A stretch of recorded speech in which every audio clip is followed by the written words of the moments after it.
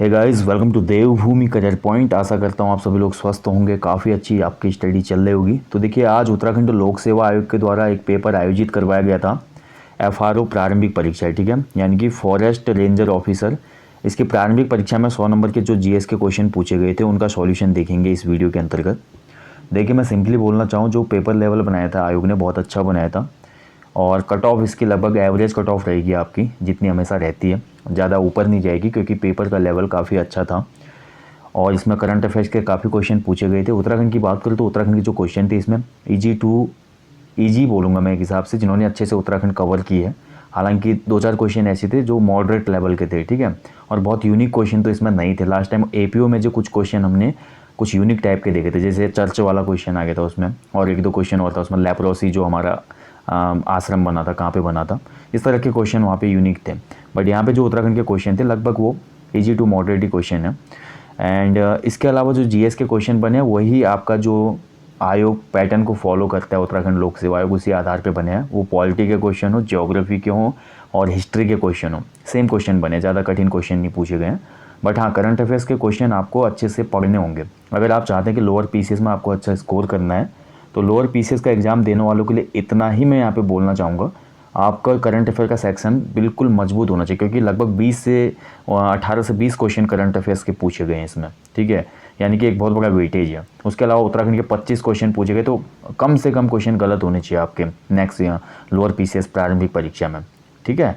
तो ये कुछ बातें हैं जो ज़रूरी हैं आपके एग्ज़ाम से पहले। तो करंट अफेयर का खूब रिवीजन करें आप लोग, और कोशिश करें कि कम से कम गलत क्वेश्चनों को अटैम्प्ट करें।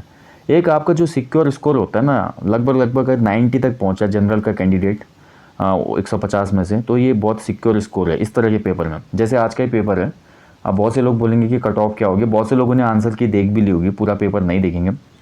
पेपर के लास्ट में बताऊंगा मैं आपको इसकी कट ऑफ क्या रहेगी, ठीक है। तो लास्ट में ही डिस्कस करेंगे इस पेपर की कट ऑफ क्या रहेगी।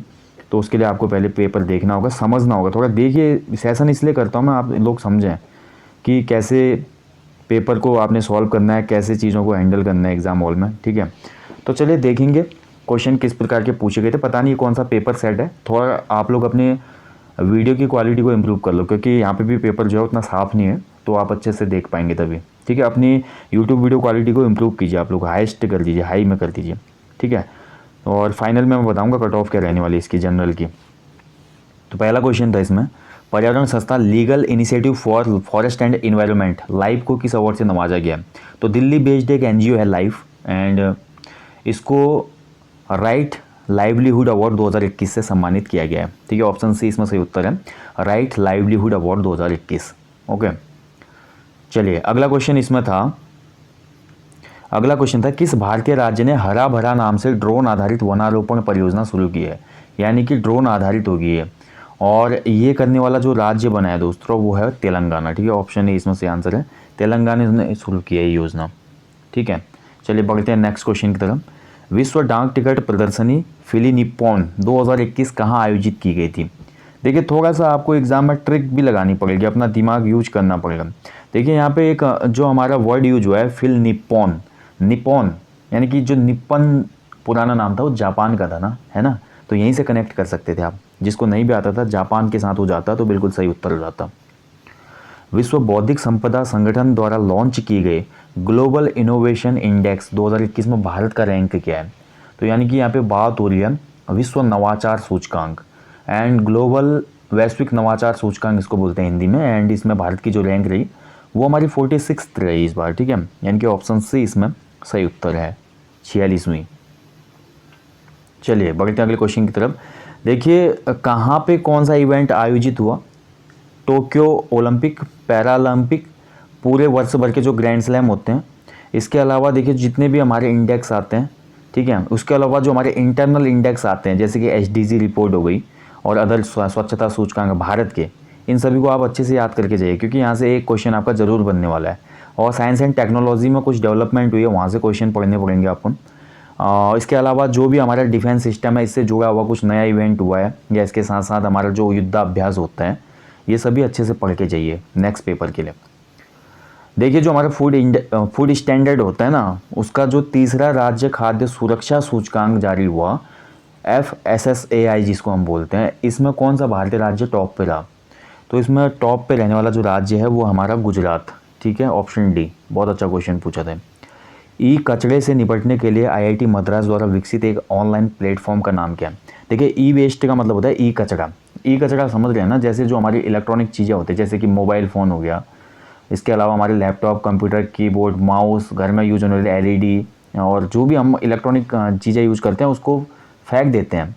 उनके वेस्ट से निपटने के लिए आईआईटी मद्रास ने एक ऑनलाइन प्लेटफॉर्म बनाया है जिसका नाम इन्होंने रखा है ई सोर्स, ठीक है। ऑप्शन ए इसमें बिल्कुल सही उत्तर था, ई सोर्स। भारतीय रिजर्व बैंक द्वारा शुरू किया गया एफआई इंडेक्स किससे रिलेट करता है? तो एफआई इंडेक्स में एफआई का फुल फॉर्म पूछ लिया गया आपसे। देखिए, तो एफआई जो हमारा है ये इंडिकेट करता है, राइट आंसर हो जाएगा फाइनेंशियल इंक्लूजन। ऑप्शन सी सही उत्तर था इसमें, फाइनेंशियल इंक्लूजन। देखिए, मेरे आंसर की है, कुछ क्वेश्चन पे अगर आपको डाउट वगैरह होते हैं तो आप लोग प्लीज़ कमेंट बॉक्स में कमेंट कर देना, मैं पिन कर दूंगा इसको। अगला देखिए, निम्न में से कौन सा 100% कोविड-19 टीकाकरण लक्ष्य प्राप्त करने वाला पहला शहर बन गया? तो कोविड-19 का पूरा टीकाकरण क्या सबसे पहले 100%? भुवनेश्वर, ओडिशा, ठीक है, ऑप्शन डी।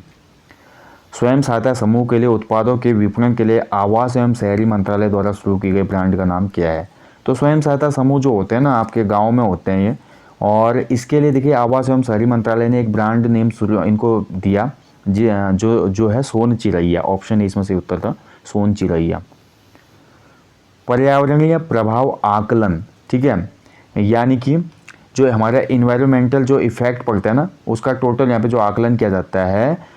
और यहाँ पर देखिए, नदी घाटी परियोजना के संदर्भ में यह पहली बार कब उपयोग में लाया गया? यानी कि पर्यावरण से रिलेटेड जो भी वहाँ पे चीज़ें होंगी, जैसे कि नदी घाटी कोई परियोजना बन रही है तो वहाँ पे पर्यावरण को कितना नुकसान हो रहा है या पर्यावरण को नुकसान है या नहीं है, क्या क्या चीज़ें होंगी, तो इससे रिलेटेड एक नियोजन यंत्र है, साधन है ये, ठीक है। और इसका जो नदी घाटी परियोजना में पहली बार उपयोग में इसको लाया गया था, ये वर्ष था ऑप्शन बी 1978 में, ऑप्शन बी, ठीक है। नजला बाइडेन रमधाने किस देश की पहली महिला प्रधानमंत्री नामित हुई? तो ये ऐसा करने वाली बनी ट्यूनीशिया। ऑप्शन डी इसमें से उत्तर है, ट्यूनीशिया की पहली नजला बाइडेन रमधाने महिला प्रधानमंत्री। कारीगरों को सशक्त बनाने के लिए और हस्तशिल्प के क्षेत्र को मजबूत करने के लिए किस संगठन ने एक online portal my E heart launch किया है? ठीक है, तो माई ई हार्ट ये लॉन्च करने वाला जो हमारा संगठन है, इसका नाम है HCL फाउंडेशन। HCL यानी कि हिंदुस्तान कंप्यूटर्स लिमिटेड फाउंडेशन जो है। जून 2021 में माइक्रोसॉफ्ट के नए अध्यक्ष बने हैं, तो ये बने हैं हमारे कौन? सत्या नाडेला, ठीक है, ऑप्शन ए इसमें सही उत्तर है। भारत का सबसे बड़ा तैरता सौर ऊर्जा संयंत्र किस राज्य में स्थापित किया गया है? तो इसमें देखिए थोड़ा यहाँ पे डाउट है, आंध्र प्रदेश, तेलंगाना, ठीक है, तेलंगाना होना चाहिए था, आंध्र प्रदेश यहाँ पे क्लोजेस्ट है तो इसी को हम पिक करेंगे। भारत रत्न से सम्मानित उत्तराखंड की एकमात्र विभूति का नाम बताइए। तो देखिए, करंट के 14 क्वेश्चन तो अभी तक जो डिस्कस किए पूरे करंट के क्वेश्चन थे, अभी और भी आएंगे। 14 क्वेश्चन देखिए करंट के आ गए, ठीक है। इसके बाद अब उत्तराखंड के क्वेश्चन शुरू हो गए, यहाँ से लगभग 25 के आसपास उत्तराखंड के क्वेश्चन पूछे गए हैं। तो सबसे पहले भारत रत्न मिला और एकमात्र मिला है अभी तक गोविंद वल्लभ पंत जी को 1957 में। टिहरी रियासत का भारतीय संघ में विलय कब हुआ था? तो 1 अगस्त 1949, ठीक है, ऑप्शन सी इसका सही उत्तर है। उत्तराखंड की सबसे लंबी नदी कौन सी है? तो राज्य की सबसे लंबी नदी है काली या शारदा। रामायण को किस वर्ष विश्व विरासत घोषित किया गया? तो रामायण को विश्व विरासत सूची में घोषित किया गया था 2009 में, ऑप्शन ए। गणिका नाटक के लेखक कौन थे? तो गणिका नामक जो नाटक लिखा था मौला राम ने। जितने भी क्वेश्चन आ रहे हैं हमने टेस्ट सीरीज में करवाए आपको, यूकेजी के टेस्ट सीरीज, इसलिए बोलता हूँ फॉलो कीजिए। अवतार सिंह पवार जो है हमारे राज्य के एक मशहूर मूर्तिकार हैं, ऑप्शन बी, ठीक है, सब क्वेश्चन करवाए हुए। देखिए, नागेंद्र सकलानी जो है किस स्थिति को शहीद हुए थे? कीर्तिनगर आंदोलन में शहीद हुए थे 11 जनवरी 1948। नागेंद्र सकलानी और मोलू भरदारी, ठीक है, ऑप्शन सी सही उत्तर इसमें। इकोनॉमिस्ट इंटेलिजेंस यूनिट EIU के द्वारा जारी किए गए सुरक्षित शहरों के सूचकांक 2021 में वर्ल्ड का सबसे सेफेस्ट जो सिटी है वो कौन सी है? तो दुनिया की सबसे सुरक्षित शहर का जो टाइटल मिला है Copenhagen. Copenhagen is capital of Denmark, ठीक है, डेनमार्क की ये कैपिटल है कोपेनहेगन। सुनील लुल्ला के इस्तीफे के बाद broadcast audience research council BARC का CEO किसे नियुक्त किया गया? तो देखिए, सुनील लुल्ला ने इस्तीफा दिया ब्रॉडकास्ट ऑडियंस रिसर्च काउंसिल से, बार्क बहुत बार चर्चा में रहता है, और जो नए बने हैं उनका नाम है नकुल चोपड़ा, ऑप्शन बी, ठीक है, नकुल चोपड़ा। नेक्स्ट क्वेश्चन था, देखिए, उत्तराखंड उच्च न्यायालय ने सबसे पहले किस नदी को जीवित प्राणी का दर्जा दिया है? तो गंगा को जीवित प्राणी का दर्जा मिला सबसे पहले, ठीक है। गंगा, यमुना, गंगोत्री, ग्लेशियर, ग्लेशियरों को भी हम जीवित का दर्जा दिया गया हाईकोर्ट के द्वारा। यानी कि अगर कोई व्यक्ति वहाँ पे कुछ गलत करेगा तो वही सज़ा उसके लिए अप्लाई होगी जो किसी आदमी को हर्ट करने में या अटैम्प्ट टू आदमी को परेशान करने में, मर्डर करने में की जाती है, ठीक है। तो इस चीज़ का हमेशा ध्यान रखें, प्रदूषण ना फैलाएं कभी भी ग्लेशियर वगैरह में, या ट्रैकिंग में जब भी जाते हैं ऐसे क्षेत्रों में, गंगा के किनारे पे भी जब जाते हैं, ठीक है। अब आजकल तो वैसे ऑपरेशन मर्यादा चल रहा है। खैर, पुरोला में उत्खनित यज्ञ वेदिका स्थल पर किस वंश से संबंधित तांबे का सिक्का प्राप्त हुआ है? तो पुरोला में जो यज्ञ वेदिकाएँ मिली हैं, ठीक है, और तो वहाँ पे हमको सिक्का मिलता है किस वंश का? राइट आंसर इसका कुलिंद वंश, ठीक है। ऑप्शन डी हो जाएगा इसमें, कुलिंद, ठीक है। कहीं कहीं पे सोर्सेस पौरव भी दिखा रहे हैं, पौरव वर्मन, पौरव वंश होना चाहिए, वर्मन तो नहीं, पौरव वर्मन वंश, ठीक है। तो थोड़ा ये डाउटफुल है, लेकिन कुलिंद के साथ में जाऊँगा इसमें, कुलिंद का है इसमें। उत्तराखंड में प्राप्त सबसे प्राचीन अभिलेख में कौन सा है? निम्न में से कौन सा सबसे प्राचीन अभिलेख है उत्तराखंड में प्राप्त है? तो सबसे प्राचीन हो जाएगा इसमें हमारा कालसी अभिलेख, ठीक है, ऑप्शन सी, कालसी। कालसी का पुराना नाम था कालकूट। उत्तराखंड के किस जनपद का भौगोलिक क्षेत्रफल सर्वाधिक है? देखिए, इसमें बहुत ज़्यादा कंट्रोवर्सी रहती है क्वेश्चन में, चमोली के साथ ही हम जाएंगे, क्योंकि ऑफिशियल जो हमारा सर्वे ऑफ इंडिया है ना, अगर उनके हम जो जाते हैं, जो भी उनका मानक है या उनकी जो भी रिकॉर्ड्स हैं या जो भी आंकड़े हैं, उसमें साफ साफ बोला गया चमोली उत्तराखंड का सर्वाधिक क्षेत्रफल वाला जनपद है, ठीक है। उत्तरकाशी से लगभग ज़्यादा है इसका, तो चमोली सही होगा।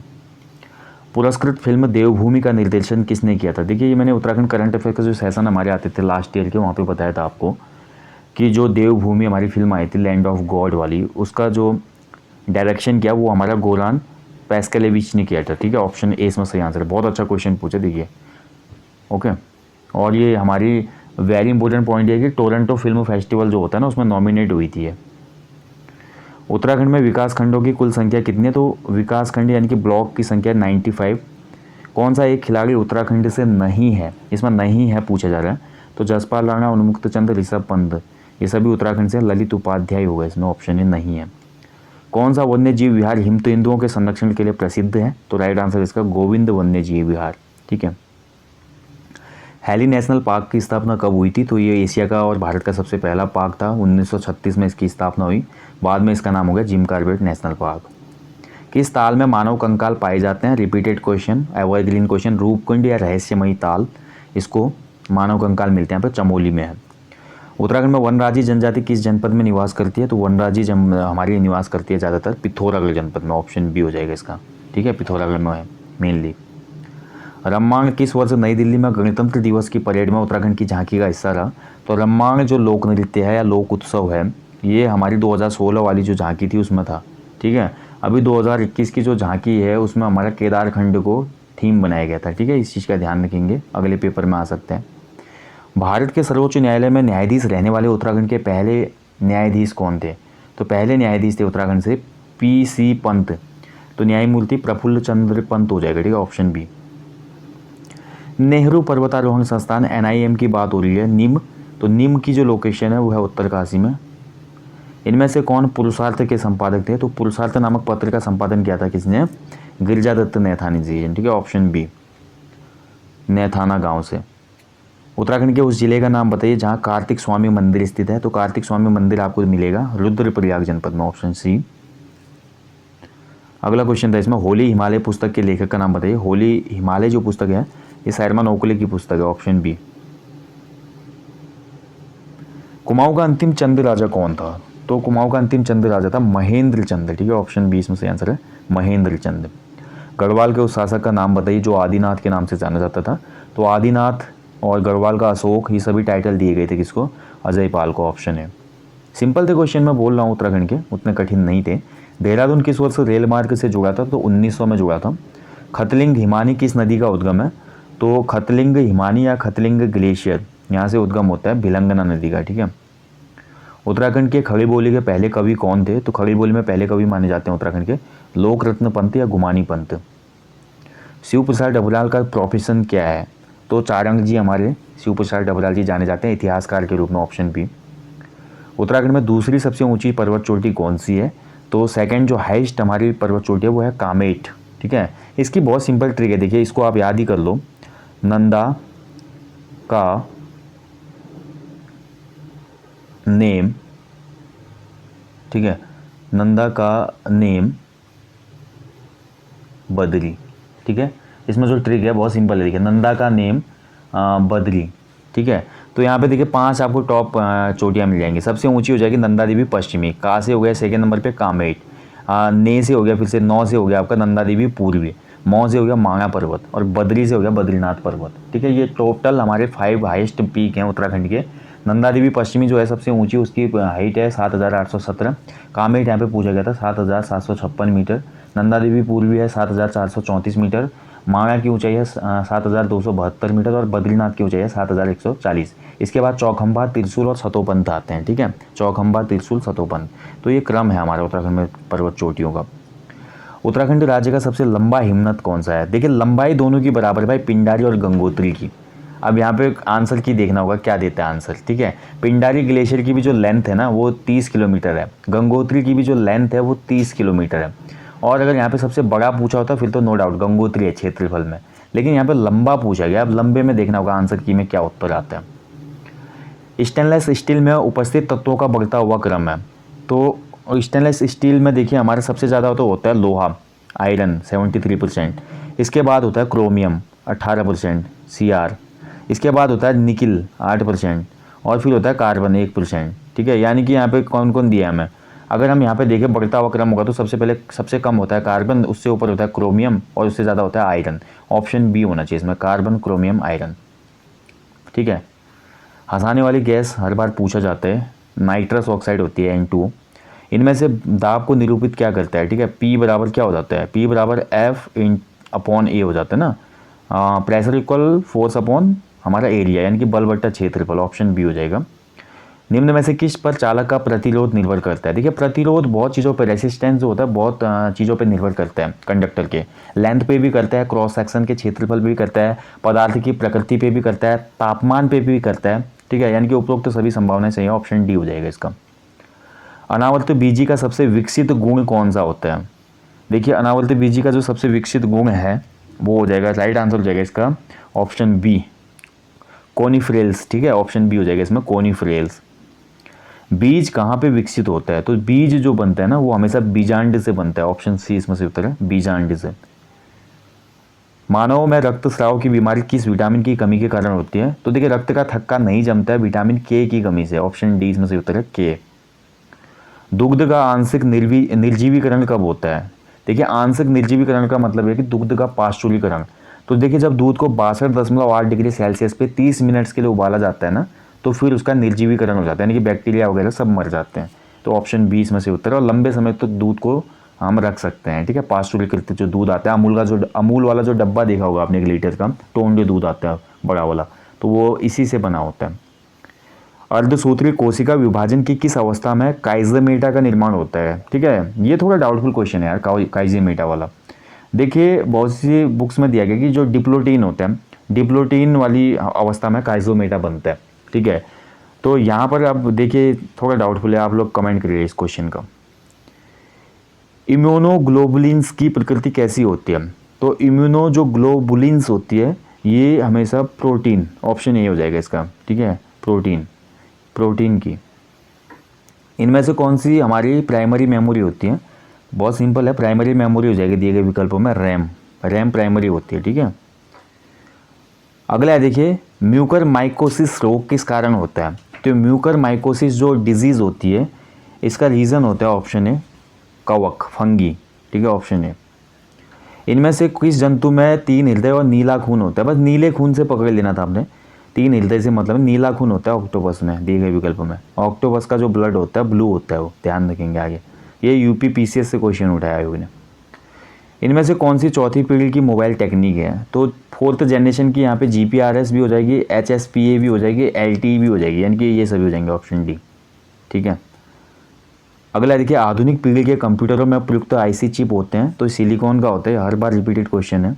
सती प्रथा का प्राचीनतम साक्ष्य मिलता है हमको किसमें? ऐरण अभिलेख में, ये बहुत बार बना है क्वेश्चन, ये भी ऐरण अभिलेख। सम्राट हर्षवर्धन द्वारा रचित नाटक नागानंद में किस बोधिसत्व का उल्लेख है? तो कौन सा बोधिसत्व उल्लेखित है इस नाटक में? बहुत अच्छा क्वेश्चन बनाया है तो, और यह है मंजूश्री, ठीक है, मंजूश्री, ऑप्शन है। गोंडो फर्निज किस राजवंश का शासक था? तो गोंडो फर्निज जो था ये पहलव, एक पहलव वंश भी हुआ, पल्लव वंश नहीं है, ठीक है। पहलव वंश अलग है और पल्लव वंश अलग है। तो ये पहलव वंश का एक प्रतापी राजा था गोंडो फर्निज। ये यूके ट्रिपल एससी ने भी पूछा था क्वेश्चन एक बार। पंजाब में कूका विद्रोह का या कूका आंदोलन का नेतृत्व किसने किया था? तो ये क्या था? राम सिंह ने, ऑप्शन है। अखिल भारतीय ट्रेड यूनियन कांग्रेस की स्थापना किस वर्ष हुई थी? तो ये हुई थी 1920 में। कई बार पूछा जाता है। चलिए, इसके जो फाउंडर थे कमेंट करेंगे आप। इनमें से किसे आगरा के निकट सिकंदरा में दफनाया गया था? तो देखिए, आगरा के निकट सिकंदरा में दफनाया गया दिए गए विकल्पों में किसको? अकबर को। ऑप्शन बी हो जाएगा इसका सही आंसर है, ठीक है, अकबर। शिवाजी के अष्टप्रधान में निम्न में से कौन से आधुनिक विदेश सचिव के समकक्ष था? यानी कि आधुनिक जो विदेश सचिव होता है ना हमारा, फॉरेन सेक्रेटरी, उसके समकक्ष कौन था शिवाजी के अष्टप्रधान में, जो कि विदेश मामले संभालता होगा उसमें? इसका नाम था दबीर, ठीक है। क्या नाम था इस पद का? दबीर। सुरेंद्र नाथ बनर्जी को किस वर्ष भारतीय सिविल सेवा से हटाया गया था? तो देखिए, पहले आईसीएस थे सुरेंद्र नाथ बनर्जी, इस चीज़ का ध्यान रखेंगे। भारत में पहले आईसीएस कौन थे? इंडियन सिविल सर्विसेज में सेलेक्ट होने वाले बंदे, तो वो हमारे बनर्जी साहब थे।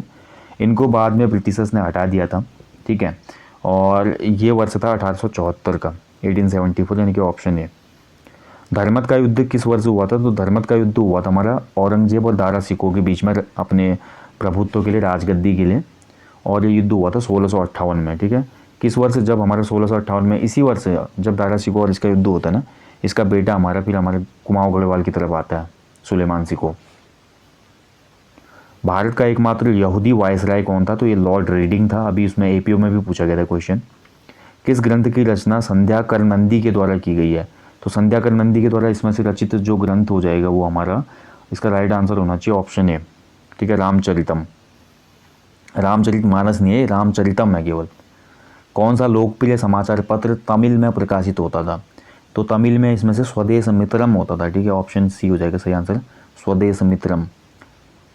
केसरी हमारा जो था ना, केसरी मराठी पत्र था, ठीक है।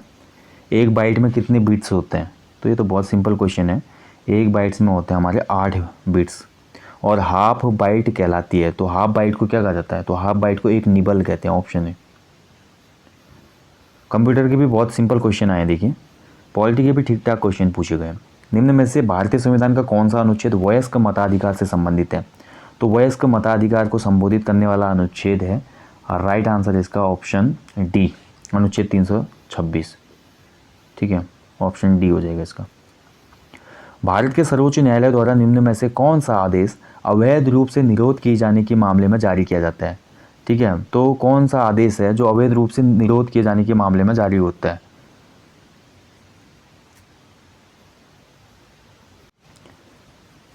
ठीक है, तो रीड से क्वेश्चन बना है, थोड़ा डिफिकल्ट लैंग्वेज यूज की है, इंग्लिश का भी इसमें होना चाहिए था पोर्सन, कभी कभी समझ में नहीं आती चीज़ें ना।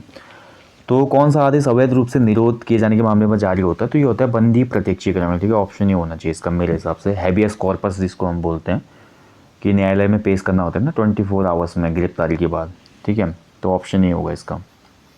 भारतीय संविधान की 11वीं अनुसूची के अंतर्गत पंचायतों के लिए कितने विषय सूचीबद्ध हैं? तो 11वीं अनुसूची में पंचायतों का जिक्र है और इसमें टोटल 29 विषय बनाए गए हैं, 29 विषय। राज्य लोक सेवा आयोग के अध्यक्ष की नियुक्ति कौन करता है? तो लोक सेवा आयोग के अध्यक्ष की नियुक्ति करता है संबंधित राज्य का राज्यपाल, ऑप्शन बी, गवर्नर। निम्न में से भारतीय संविधान का कौन सा भाग अंतर्राष्ट्रीय शांति और सुरक्षा की अभिवृद्धि के लिए राज्य के उत्तरदायित्व का वर्णन करता है? तो देखिए, ये हमारा बोलता है कौन सा, राज्य के नीति निर्देशक तत्व, ठीक है, ऑप्शन सी हो जाएगा इसमें, राज्य के नीति निर्देशक सिद्धांत। ये हमने अडॉप्ट किए हैं आयरलैंड के संविधान से। भारत के राष्ट्रपति के विरुद्ध महाभियोग प्रस्ताव पर संसद के किसी सदन में कितने सदस्यों के हस्ताक्षर आवश्यक है? अगर राष्ट्रपति पे महाभियोग लगाना है तो इसके लिए कितने सदस्यों की सहमति होनी चाहिए न्यूनतम, ये पूछा रहा है, तो 2/3 होती है, ठीक है, 2/3, ऑप्शन सी। पंचायती राज से संबंधित समितियों के कालानुक्रम व्यवस्थित कीजिए, ठीक है। तो देखिए, इसमें सबसे पहले आ जाएगी बलवंत राय मेहता समिति 1957, फिर अशोक मेहता समिति बनी, और उसके बाद हमारी बनते हैं GVK राव समिति, ठीक है, और उसके बाद बनेगी LM सिंघवी समिति, यानी कि हो जाएगा 3 4 1 2, ठीक है, 3 4 1 2 होना चाहिए, एंड राइट आंसर हो जाएगा 3 4 1 2, मतलब ऑप्शन सी। सभी पंचायती राज से संबंधित समितियाँ थी, हाँ, ये ध्यान रखेंगे। इनमें से भारतीय संविधान का कौन सा अनुच्छेद राज्यपाल को अध्यादेश जारी करने की शक्ति देता है? तो राज्यपाल को अध्यादेश जारी करने की शक्ति देता है ऑप्शन डी, अनुच्छेद 213। निम्न में से किस संवैधानिक संशोधन अधिनियम द्वारा भारतीय संविधान में प्रस्तावना में संशोधन किया गया? तो ये क्वेश्चन बहुत बार बनता है, मौलिक कर्तव्य किस संशोधन द्वारा जोड़े गए, या कभी संविधान की प्रस्तावना में संशोधन हुआ, और कौन कौन से 3 शब्द भारतीय संविधान में जोड़े गए थे, ये पूछे जाते हैं ना प्रस्तावना में। तो ये हमेशा आप याद रखें। And the right answer is option B, ठीक है, 42वां जो संविधान संशोधन हुआ था।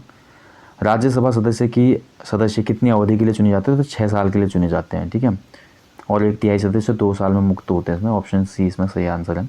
राज्यसभा कभी भंग नहीं होती, इस चीज़ का भी ध्यान रखेंगे।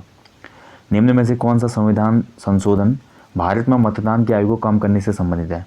तो ये था 61वां संविधान संशोधन, 61st कॉन्स्टिट्यूशनल अमेंडमेंट, जिसके द्वारा ये बोला गया कि मतदान की उम्र 21 वर्ष से घटाकर 18 की जाए। भारत में मरुस्थल वृक्षारोपण एवं अनुसंधान केंद्र कहाँ स्थित है? तो मरुस्थल वृक्षारोपण और अनुसंधान केंद्र है जोधपुर में, ऑप्शन डी। भारत में निम्न राज्यों में से कौन अभ्रक का सबसे बड़ा उत्पादक है? तो वर्तमान समय में देखिए करंट डेटा के हिसाब से अभ्रक का सबसे बड़ा उत्पादक राज्य भारत में आंध्र प्रदेश, ऑप्शन है। सेकंड नंबर पे है झारखंड, ठीक है, बहुत सी बुक्सों में झारखंड दिया है लेकिन ओल्ड डेटा है वो। सेकंड प्लेस पे झारखंड, पहले प्लेस पे आंध्र प्रदेश। भारत में राज्य पुनर्गठन आयोग की स्थापना किस वर्ष हुई थी? तो राज्य पुनर्गठन आयोग स्थापित हुआ 1956 में, ऑप्शन बी हो जाएगा इसमें, ठीक है। अगला क्वेश्चन बोलता देखिए, निम्न में कौन सा भारत का प्रथम राज्य है जो अपने सकल घरेलू उत्पाद की गणना में सकल पर्यावरण उत्पाद का भी उपयोग करेगा? ये अच्छा क्वेश्चन पूछा गया। देखिए भारत का ऐसा कौन सा राज्य है ना जो अब अपने सकल घरेलू उत्पाद की गणना, यानी कि जो जीडीपी होगी राज्य की, उसमें आपका पर्यावरण उत्पाद का भी प्रयोग करेगा या उसको भी काउंट करेगा? तो ये राज्य बन गया उत्तराखंड। बहुत अच्छा क्वेश्चन, ये आने की संभावना है आगे के एग्जाम में भी। 6 फरवरी 2018 को निर्गत भारत में वनों की स्थिति रिपोर्ट 2017 के अनुसार देश के कुल भौगोलिक क्षेत्रफल के अंतर्गत कितने प्रतिशत वन है? तो जो हमारी 2017 की रिपोर्ट आई थी, देखिए 2019 वाली नहीं पूछा गया इसमें, 2017 की वन रिपोर्ट पूछी है। 2019 में आई थी ना, वो नहीं पूछी है।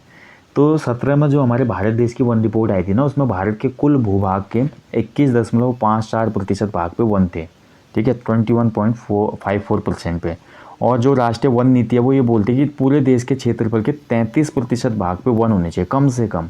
ये कम से कम है, लेकिन अभी भी हम इस आंकड़े को नहीं छू पाए। हालांकि हमारे उत्तराखंड इस क्रम में नहीं आता, हमारे उत्तराखंड में तो बहुत फॉरेस्ट हैं, ठीक है, हमारा लगभग 70%, 60 से 70% के आसपास हमारा फॉरेस्टेशन है हमारे राज्य में पूरा, बट ये हमारा कंट्री के हिसाब से नहीं है, ठीक है। 2011 की जनगणना के अनुसार भारत के निम्न राज्यों में से किसमें अनुसूचित जातियों की संख्या नहीं पाई जाती है? ये क्वेश्चन थोड़ा डाउटफुल है। देखिए जो हमारा 2011 सेंसस थी, इसके अकॉर्डिंग हम देखा जाए तो नागालैंड और अरुणाचल प्रदेश में कोई भी अनुसूचित जाति यानी कि शेड्यूल्ड कास्ट जो है वो नहीं पाई जाती है। तो नागालैंड भी ऑप्शन में, अरुणाचल भी। अब आयोग किसको सही मानते हैं, आंसर की देखना होगा, ठीक है, दोनों ऑप्शन है। भारत में जनसंख्या विस्फोट किससे संबंधित है? तो जनसंख्या विस्फोट कब हुआ है तो खुद ही समझना चाहिए ना, जब जन्म दर उच्च होगी और मृत्यु दर निम्न होगी, ऑप्शन ही हो जाएगा उच्च जन्म दर और निम्न मृत्यु दर। भारत की समुद्री तटरेखा की कुल लंबाई कितनी है? तो कोस्टल लाइन पूछी जा रही है, समुद्रों को इंक्लूड करके, यानी कि टोटल जितने भी द्वीप वगैरह हमारे आइलैंड वगैरह, इनके साथ हो जाती है 7516.6 किलोमीटर, ऑप्शन बी। भारत का सबसे बड़ा कोयला क्षेत्र कौन सा है? ठीक है, तो कोल फील्ड एरिया कौन सा है सबसे बड़ा इनमें से? तो ये हमारा रानीगंज, ऑप्शन है। अंतःस्थलीय जलमार्ग प्राधिकरण, ठीक है, ये देखा जाए तो इंटर स्टेट वाटर जो हमारा जलमार्ग है, इससे संबंधित अथॉरिटी, इसको एक संवैधानिक संस्था के रूप में 27 अक्टूबर 1986 को गठित किया गया। इसका मुख्यालय पूछा जा रहा है इसमें, ठीक है, बहुत अच्छा क्वेश्चन है ये भी।